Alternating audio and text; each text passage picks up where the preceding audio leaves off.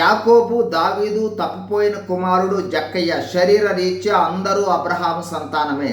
అయితే అందరూ మారు మనసులోకి రావడం జరిగింది.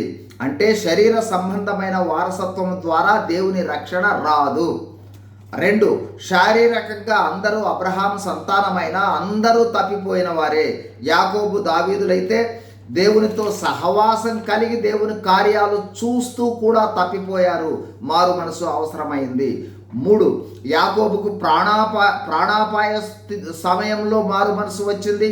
దావీదుకు ప్రాణాపాయ స్థితిలో మారు మనసు వచ్చింది. తప్పిపోయిన కుమారుడికి కరువు వల్ల ఏర్పడిన దుర్భర పరిస్థితులలో మారు మనసు వచ్చింది. జక్కయ్యకు ప్రభువును చూడాలనుకున్నప్పుడు మారు మనసు వచ్చింది. కావున మన జీవితంలో కూడా దేవుడు అనుమతించే పరిస్థితులు మారు మనసుకు కారణం కావచ్చు.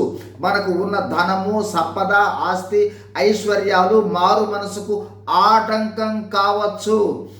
జక్కయ్య ఏ విధంగా దేవునిని చూడాలి అని అనుకున్నాడో ఆ విధంగా దేవునిని చూడాలి అని అనుకోవడం అవశ్యము.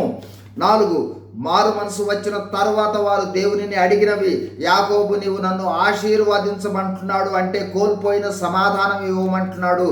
దావీదు కోల్పోయిన రక్షణ ఆనందం ఇవ్వమంటూ ఉన్నాడు. తప్పిపోయిన కుమారుడు తండ్రి దగ్గర కూలివానిగా పెట్టుకోమని అడగాలనుకున్నాడు. జక్కయ్య అన్యాయంగా తీసుకున్నది తిరిగి ఇచ్చివేస్తూ ఉన్నాడు.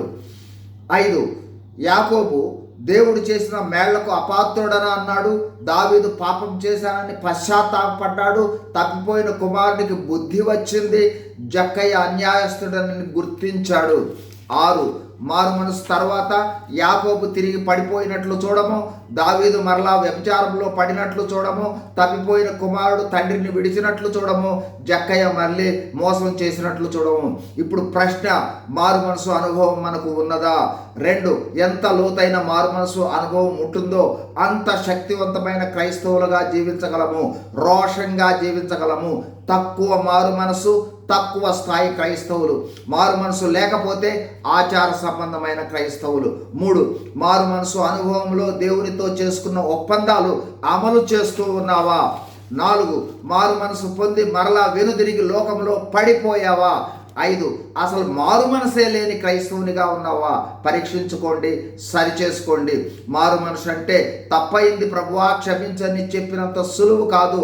లోతైన పశ్చాత్తాపము, సరి చేసుకొనుట, దేవునితో ఒప్పందం చేసుకొనుట, దేవుని వైపు తిరుగుట, మళ్ళీ వెనుదిరగకోకుండా జీవించుట. God bless you. Thank you.